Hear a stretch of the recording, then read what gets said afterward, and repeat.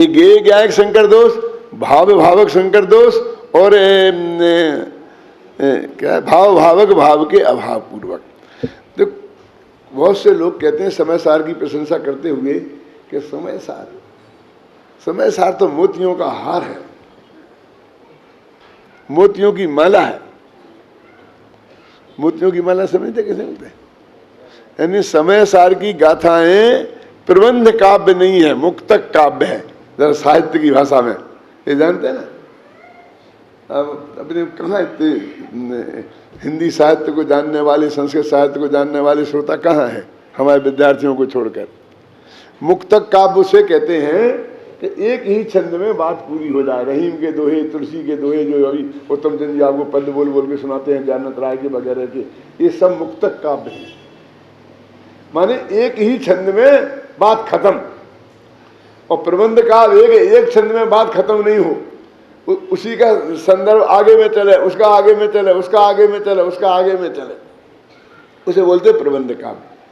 तो उनको जो समय सार में अनुस्थिति से रचित प्रवाह है वो उनके ख्याल में नहीं आता, तो वो कहते हैं कि वे तो मोतियों के दाने हैं, माने बिल्कुल मुक्तक छंद है। आप कहते, आप समझ रहे, प्रशंसा कर रहे हैं। क्या कहते हैं? भाई एक बात कह दी खत्म, दूसरी गाथा में दूसरी कहने लगते, पता ही नहीं चलता है। यहाँ एक समय तो पहले कह रहे थे अबद्ध स्पष्ट आत्मा और ऐसा आत्मा बड़ी बड़ी बातें कर रहे थे, और फिर कहने लगे देह चेतन एक है, कथन है व्यवहार का। फिर इतना हल्की बात करने लगे ऊंची से, उनको उसमें व्यवस्थित क्रम दिखाई नहीं देता है। अब ये देखिए इसमें कितना व्यवस्थित क्रम है कि अपनी ये गाथा चल रही कौन सी, 31, 32वीं और 33वीं। अभी 31वीं गाथा में क्या है? गेय गायक संकर दोष का परिहार।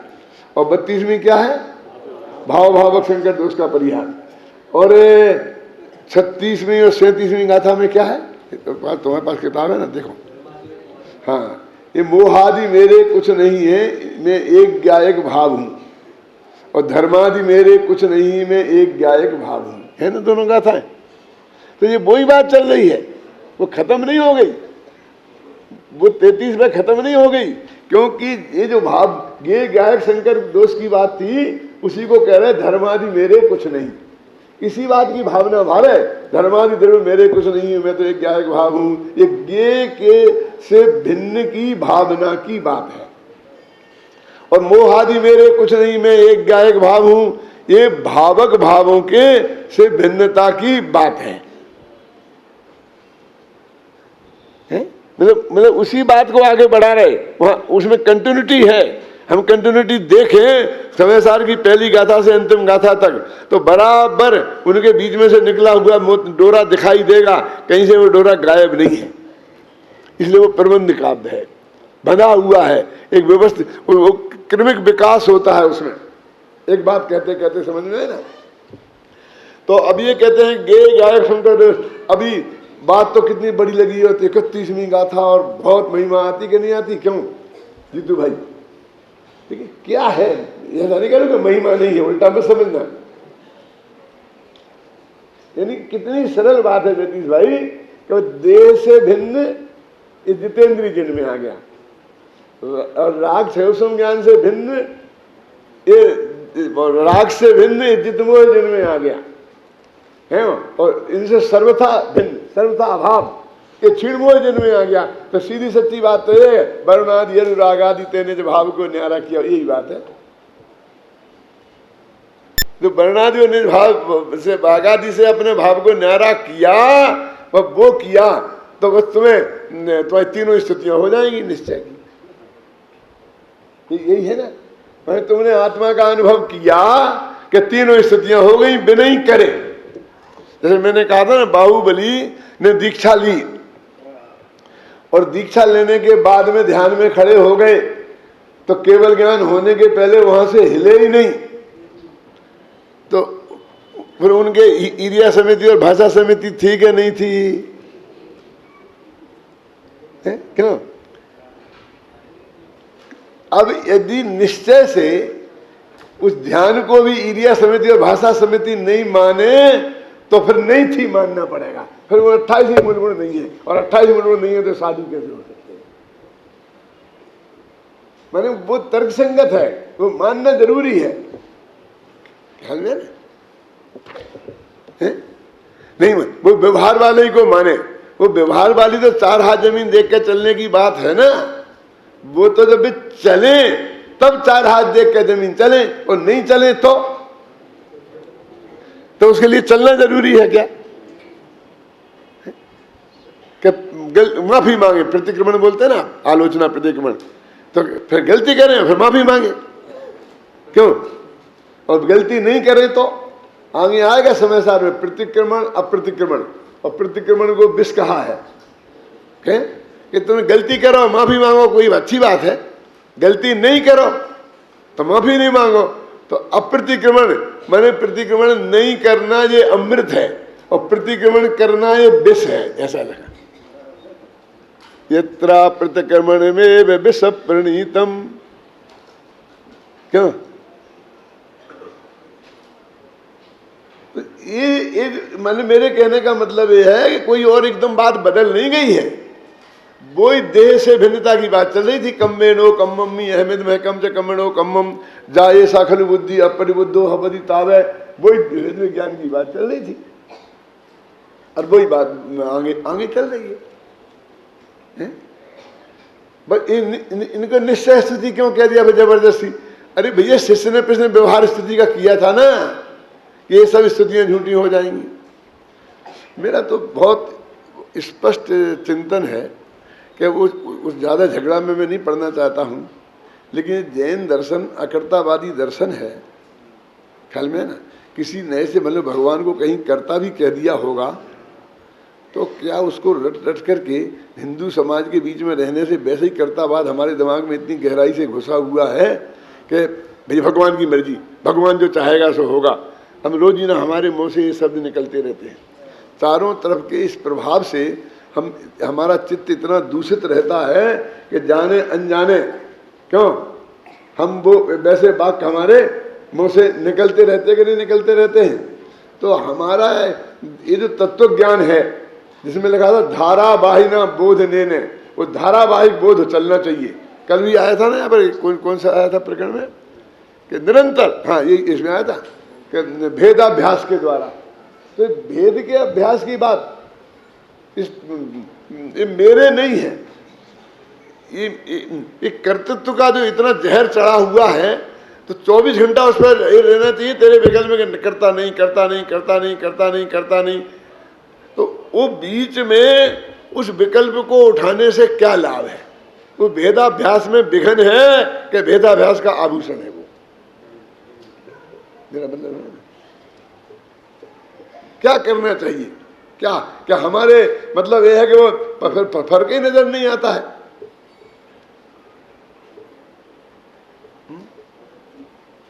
समंत भद्र के स्तुति हैं, आज आप जानते हैं समंत भद्र आचार्य को आद्य स्तुतिकार कहा जाता है।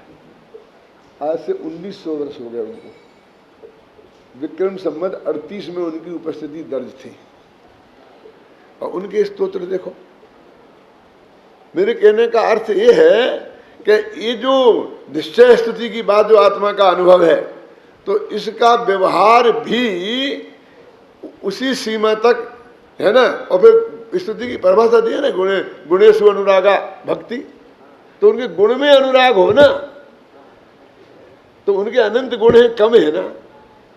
मतलब उनकी महिमा गाने के लिए उनके अनंत गुण हैं, आप समझे ना। उनकी दिव्य ध्वनि हुई, उसके द्वारा हमको तत्व ज्ञान की प्राप्ति हुई, तो वो बहुत है कि जिसके माध्यम से उनकी स्तुति की जा सकती। समंत भद्र ने वो की ना देवागम स्तोत्र में कि तो सत्वम में वास निर्दोषो युक्ति शास्त्राविरोध वाक अविरोधो यदिष्टमते प्रसिद्धे न बाध्यते। तो ये स्तुति का प्रकरण है जो गे गायक शंकर दोष। देखिए तो इसमें 3 चीजें हो गई। तो दिव्येंद्रियों के विषयभूत पदार्थ तो गे हैं ही, दिव्येंद्रियां भी गे ही हैं। यहां तो यह कहा जा रहा है कि क्षयोपम ज्ञान रूप भावेंद्रियां भी गे ही हैं। गायक स्वभावी भगवान आत्मा इन सभी से भिन्न है। यह न जानकर इंद्रियों को गायक जानना और इंद्रियों के विषयों को ज्ञेय जानना और ज्ञायक को जानना ही नहीं। ज्ञेय ज्ञायक संकर दोष का एक प्रकार तो यह है, और दूसरे ज्ञायक भगवान आत्मा और इन तीनों प्रकार की इंद्रियों को एक में एक मानना, इनमें कोई भेद नहीं कर पाना, ज्ञेय ज्ञायक संकर दोष है। तीनों प्रकार की इंद्रियों को ज्ञेय जानकर ज्ञाता भगवान आत्मा को उनसे भिन्न जानना, मानना, अनुभव करना ज्ञेय ज्ञायक संकर दोष का परिहार है, और इसी को तीर्थंकर भगवान की प्रथम प्रकार की निश्चय स्तुति कहते हैं, है ना। तो ये बस भेद विज्ञान की, मतलब देह से और क्षोभसम ज्ञान से भेद विज्ञान अंदर में हमारे हुआ तो वो निश्चय स्तुति हो गई। अब इसमें एक पॉइंट थोड़ा बारीक है, 2 मिनट में खत्म करता हूं कि अभी जो स्तुति तो हम कहते जब करें अपने तो आधा घंटा होता है भगवान की स्तुति का काल सुबह शाम, लेकिन यदि वो भेद विज्ञान स्तुति है तो वो 24 घंटा कायम रहता है कि आधा घंटा होता है? वो 24 घंटे ही कायम रहता है ना, तो हम 24 घंटे ही भगवान के भगत हैं निश्चय से। वो भावक बाल की मैं बात इसलिए नहीं कर रहा हूं कि वो तो उपसम श्रेणी में होगी, तो वहां तो ध्यान की अवस्था होगी, तो वहां तो उपयोग भी बाहर नहीं होगा। तो यहाँ तो उपयोग बाहर जा सकता है ना, जाता ही है ना। मुनिराजों का भी हर अंतर्मूर्त में जाता है, तो जब अंदर में जाएंगे तब भक्त नहीं कहना, और बाहर आते ही भक्त, उनकी निश्चय भक्ति नहीं है। क्योंकि जब तक वो भेद विज्ञान कायम है तब तक वो निश्चय सम्यक दर्शन कायम है, तो निश्चय भक्ति निरंतर कायम है। और वो अपन जैसे कहते हैं सेवा, हमें जिनवाणी की सेवा करनी है ख्याल में, तो जिनवाणी की सेवा के कई प्रकार होते हैं ना, कि हम उसका स्वाध्याय करें, हम पढ़ें, हम पढ़ाएं, तो बच्चों को पढ़ाने की व्यवस्था करें, फिर हम उनको छपाएं, फिर जन जन तक पहुंचाएं। और ये मेरे कहने का मतलब ये है कि टोनामल जी से पूछा क्या करें, तो उन्होंने कहा बदल बदल के करो, तुम गृहस्थ हो तो तुम्हारा मन एक चीज में लगेगा नहीं है। तो उन्होंने कहा जिनेंद्र भगवान की भक्ति, व्यवहार भक्ति, वो अनेक रूपों में प्रकट होती है, और अंदर में निश्चय भक्ति वो भेद विज्ञान रूप निरंतर कायम रहती है। मानो बाहर वो बदलती रहेगी, कभी हम पढ़ेंगे, कभी सुनेंगे, कभी भगवान की भक्ति करेंगे, ख्याल में आई ना। कभी हम तीर्थ यात्रा पे जाएंगे, तो हम यहाँ सम्यक शिखर तक गए, इतनी चक्कर के पहाड़ी पे चढ़ के गए, तो बिना उनके प्रति जो हमारा बहुमान है उसके बिना गए, तो इस रूप में व्यवहार में प्रकट हुई। वो भी हमारा भक्ति का रूप है, और अपने शास्त्रों में लिखा है कि जब अपन मंदिर जाएं घर से तो वहीं से शुरू कर देते हैं। पहले की माताएं बहनें करती थी, मेरी जो सासू जी थी वो रोजीना घर से निकले और उन्होंने स्तुति बोलना शुरू की। एक स्तोत्र है ऐसा, उसका नाम है दृष्टाष्टक। उसकी पहली पंक्ति है उत्तम जी, दृष्टम जनेन्द्र भवनम भवतापहारी, ये पंक्ति है। क्या अर्थ है इसका? कि मुझे जिनेन्द्र भगवान का भवन दिखाई दे, सुरई दिखी दूर से, कि मुझे जिनेन्द्र भगवान का भवन दिखाई दे गया। कैसा है जिनेन्द्र भगवान का भवन? कि सोने का कलश जिस पे चढ़ रहा है, सफेदी से पुता हुआ है, संगमरमर का जगमगा रहा है, ये नहीं लिखा। कैसा है? भव तापहारी, के संसार के ताप को हरण करने वाला है। और वहां से शुरू कर दी, तो उसका भक्ति वहां से शुरू हुई कि नहीं, कि भगवान के सामने पहुंचेगा और जब वो सकल गए गायक की बोलेगा तभी स्तुति हो, भक्ति होगी। बोलो, यदि सचमुच उसका परिणाम सही है और सही जिनेन्द्र भगवान को जा रहा है, तो वो यहीं से हो जाएगी कि नहीं हो जाएगी। अब इससे लंबाना चाहता हूं कि अब सम्यक शिखर आप गए, तो जब मंदिर के लिए घर से निकले तो उस वक्त से यदि भक्ति शुरू हो गई, तो सम्यक शिखर को जब अपने घर से निकले तब से भक्ति शुरू हो गई।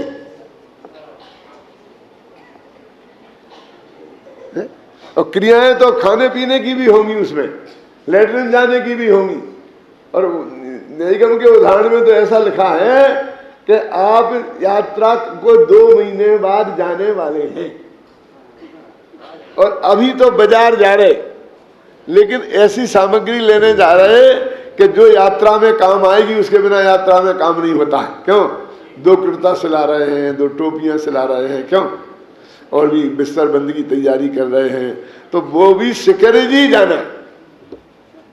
क्या काय के लिए? ये शिखर जी जाना है, शिखर जी जाना है ना, तो वहां ये तो चलेगा नहीं, ये सूट पैंट तो चलेगा नहीं, ये कुर्ता तो चलेगा नहीं, क्यों? अध्यात्म जब से जब कुर्ता पहना तब से भक्ति शुरू, क्योंकि अभी स्मारक में जा रहे हैं तो सूट पैंट तो चलेगा नहीं, तो कम से कम इतनी तो महिमा स्मारक की आई कि यहाँ सूट पैंट नहीं चलेगा, यहाँ धोती कुर्ता में जानना चाहिए, क्यों?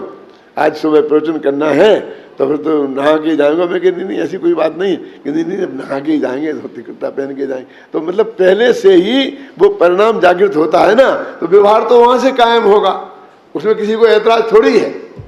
लेकिन वो कहते हैं जो भेद विज्ञान की भक्ति है वो 24 घंटा सोते उठते भी विद्यमान है, और व्यवहार भक्ति का क्या रूप होगा वो एक अलग बात है। गुणों के गान में बेवर्धमान महान जिन बिचरे हमारे ध्यान में।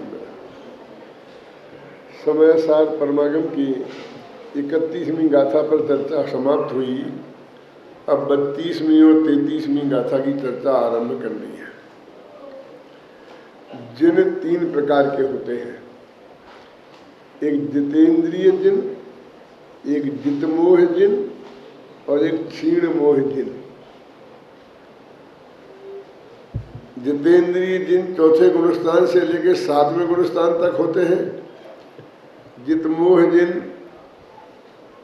उपसम श्रेणी वाले होते हैं और क्षीण मोह जिन छपक श्रेणी वाले होते हैं।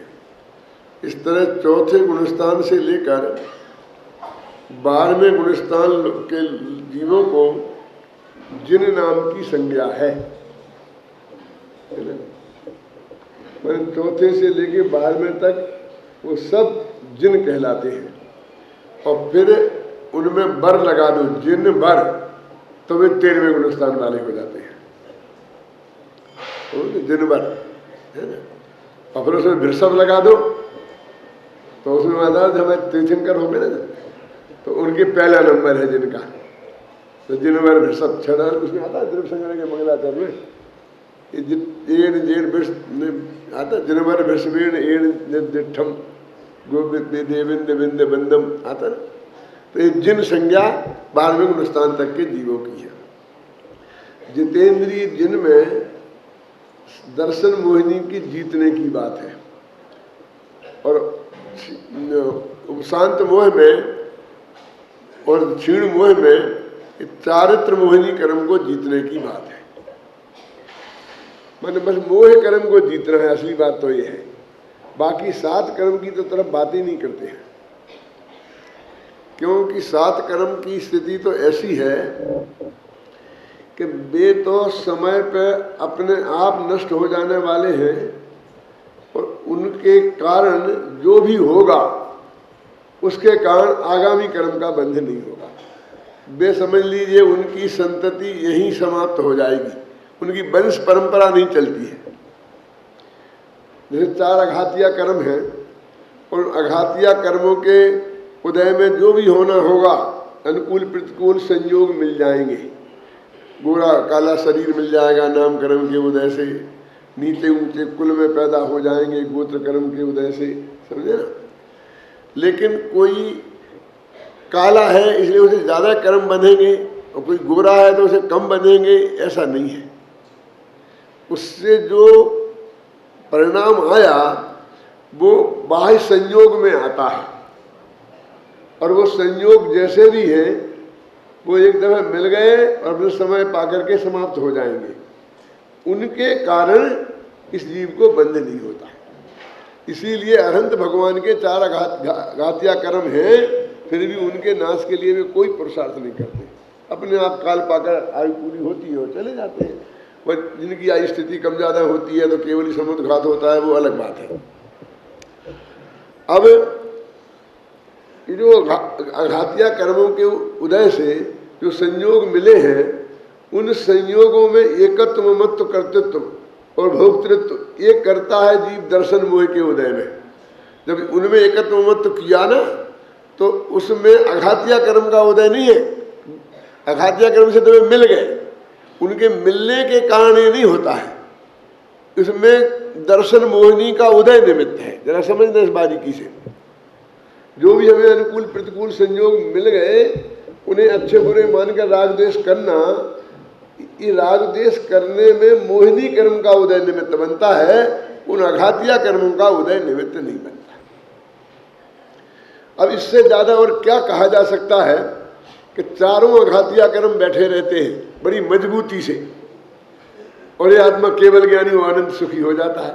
अब समझ लो उनने क्या रोका, हम आठ ही कर्म एक साथ हम धुनते रहते हैं, लेकिन वे चार मौजूद हैं और हम अनंत सुखी हो गए। तब हमें मालूम पड़ता है कि इनने तो हमारा अनंत सुख को रोका ही नहीं था, अनंत ज्ञान को रोका ही नहीं था। हमने जबरदस्ती ये शत्रुओं की फौज में इन्हें भर्ती कर दिया था। अब बाकी के जो तीन घातियां हैं मोहिनी को छोड़कर, उनके उदय में भी जो परिणाम जो होता है वो आत्मा में होता है फल। घातियों का उदय आत्मा में फलता है और अघातियों का उदय संयोग में फलता है। तो ज्ञानावरणी के उदय से क्या होगा मालूम आपको? ज्ञानावरणी के उदय से हम नहीं जानने रूप अज्ञान होगा। बोलो अज्ञान से बंद होता है कि नहीं होता है? तो समंतभद्राचार्य ने देवागम स्तोत्र में लिखा है, अज्ञानाच्चे ध्रुवो बंधो ज्ञानंत्यान्न केवली। यदि अज्ञान से बंध मानेंगे तो ज्ञेय तो अनंत है, और किन्हीं न किन्हीं ज्ञेयों का अज्ञान तो छद्मस्त जीव को रहेगा ही, तो फिर आदमी केवली कैसे बनेगा? बंद होता रहेगा उससे। तो अज्ञान दो तरह का होता है वास्तव में। एक तो औदिक अज्ञान जिसे बोलते हैं शास्त्रीय भाषा में, और एक छायोपशमिक अज्ञान। तो औदिक अज्ञान बंध का कारण नहीं है और छायोपशमिक अज्ञान बंध का कारण है। अब कोई कह देगा अज्ञान बंध का कारण है और कोई कह देगा कि बंध का कारण नहीं है, और आप कहेंगे कि भाई ये क्या है, इन पंडितों में पता ही नहीं चलता है, कोई कुछ कहता है कोई कुछ कहता है। अरे एक ही पंडित एक समय कह देगा अज्ञान बंध का कारण है और दूसरी समय कह देगा अज्ञान बंध का कारण नहीं है। तो वो अज्ञान दो है ना। अब दो अज्ञान में अब सरल भाषा में आपको बताऊंगा क्या है जी। एक तो जानना नहीं ऐसा अज्ञान, और एक गलत जानना ऐसा अज्ञान। देखिए हम यहाँ से जा रहे थे, चौराहे पर पहुंचे और हमें कोटा जाना है। हमने पूछा भी कोटा का रास्ता कौन सा है, तो एक आदमी ने कह दिया भैया मुझे पता नहीं है, किसी दूसरे से पूछो। तो उसे इस बात का कोई दंड मिलेगा? मिलना चाहिए। नहीं है पता तो नहीं है, लेकिन कोई है तो इधर को तो बता दे इधर चले जाओ, तो वो अपराधी है कि नहीं? अरे तुझे पता नहीं है तो नहीं बोल, बता कि हमें नहीं मालूम, तो वो कोई अपराध नहीं है। लेकिन गलत बताना अपराध है, और वो गलती होती है उसमें दर्शन मोह निमित्त होता है। समझे ना? जैसे देह है और आत्मा भी है, उन दोनों का संयोग भी है, लेकिन देह मैं हूं, देह मेरी है, देह का करता हूं भोगता हूं, ये जो है इसमें मिथ्यात्व नामक दर्शन मोहिनी कर्म का उदय निमित्त होता है ऐसे अज्ञान में। और नहीं जानने रूप अज्ञान में ज्ञानावरणी कर्म का उदय निमित्त होता है। तो ज्ञानावरणी कर्म के उदय से जो अज्ञान होता है वो बंध का कारण नहीं है, तो वो भी बेकार हो गया, उसे कोई फर्क नहीं पड़ता है। ऐसी दर्शनावरणी की बात है, अंतराण की भी ऐसी बात है। अंतराय हो जाएगा, नहीं मिलेगी आपको चीज, झगड़ा खत्म। अब उसमें आप शांत परिणाम रहेंगे आपके, तो कोई बंध होने वाला नहीं है। सिर्फ बंध में निमित्त मोहिनी कर्म होता है, वो दो प्रकार का है, दर्शन मोहिनी और चारित्र मोहिनी। तो दर्शन मोहिनी का अभाव होना माने मिथ्यात्व का अभाव होना, वो पहले प्रकार की निश्चय स्थिति है, और उसका नाम जितेंद्रीय जिन है। अब दो नाम तो सार्थक लगते हैं, जित मोह जिन, क्योंकि मोह को जीता है, और क्षीण मोह जिन, ये दो तो लगते हैं कि भाई ये सार्थक है। और इंद्रिय क्यों लिखा यहाँ पर? जित पहले में जितेंद्रिय क्यों कहा? वहां तो मोह लिखा, यहाँ जित मिथ्यात्व लिखते, जित दर्शन मोह लिखते। लेकिन जैसा कि अपन पहले बहुत विस्तार से चर्चा कर चुके हैं कि इसमें वो जो इंद्रियां हैं वो शरीर की प्रतिनिधि है और बाकी सारे संयोगी भावों की प्रतिनिधि भी है ना, इंद्रियों के विषयभूत पदार्थ में। तो ये इनमें जो हमारा एकत्व मत रहता है, तो इनको इंद्रिय शब्द से कहा, क्योंकि इंद्रिय को हमने अपना सहयोगी मित्र मान रखा है। क्यों? जब तक आंखें हैं, जब तक सारा है, सब कुछ है, आंखें गई तो सब कुछ गया। क्यों? आंखें गई तो सब कुछ गया, ऐसा है क्या? मैंने हमारी आंखें ही सब कुछ है। अब भैया आप क्या करें, हम तो सुनते हैं, कान से सुनते नहीं है, आंख से दिखाई नहीं देता है, अब तो बस हम समझ लो खत्म ही हो गए, चुके गए जैसे हैं। क्या करें, हमारी समझ में ही कुछ नहीं आता। अरे इससे बढ़िया पुण्य का उदय और क्या होगा इस जगत में? सुन भाई, कि आंखों से दिखे नहीं हो, कानों से सुनाई नहीं दे। क्यों? कि आंखों के साथ तो एक दफे ऐसा है कि हमें कोई चीज नहीं देखनी हो तो बंद कर सकते हैं, क्योंकि उस पर किवाड़ लगे हैं। समझे ना? अब कान का क्या करें? कान में तो कोई किवाड़ की व्यवस्था है नहीं, और जो आवाज आएगी चारों तरफ से वो कान में पड़ेगी और हम सुनने को बाध्य हैं। जो भी यहाँ गंध आएगी वहां नाक में जाएगी और हम सूंघने को बाध्य है ना? तो वो कहते क्या करें, हमें पढ़ने बैठते हैं और चक्कर चक्कर चक्कर चक्कर है सामने, हमको कोई पढ़ने ही नहीं देता। यहाँ शादी हो रही है, बाजे बज रहे हैं, धमाधम हो रहा है, बच्चे धमाधम कर रहे हैं। क्यों? अब क्या करें? अब सारे जगत को तो रोका नहीं जा सकता है। तो अपने ध्यान की अवस्था में क्या है कि सारा जगत में कुछ भी होता रहे और वे कुछ ना सुने, सब कुछ रहे और कुछ ना देखे। क्यों? कुछ ना सूंघे, कुछ ना चखे, कुछ ना छुए, तो आत्मा में उपयोग जाए तब ये बातें होए। तो जिनकी कानों से सुनाई नहीं देता है उन्हें ये कितनी बड़ी सुविधा है। वो जाने कितना ही हल्ला, उनके ध्यान में कैसे विघ्न खड़ा हो सकता है? बोलिए, है ना एक प्रॉब्लम है ना। तो तुम्हें आत्मा का ध्यान करना ये सबसे बढ़िया काम है, चिंतन करना ये सबसे बढ़िया काम है, जिसमें किसी दूसरे की जरूरत नहीं है और किसी की सुनने की जरूरत नहीं है। क्या बहुत से लोग कहते मैं किसी की सुन नहीं सकता, समझते क्या हो?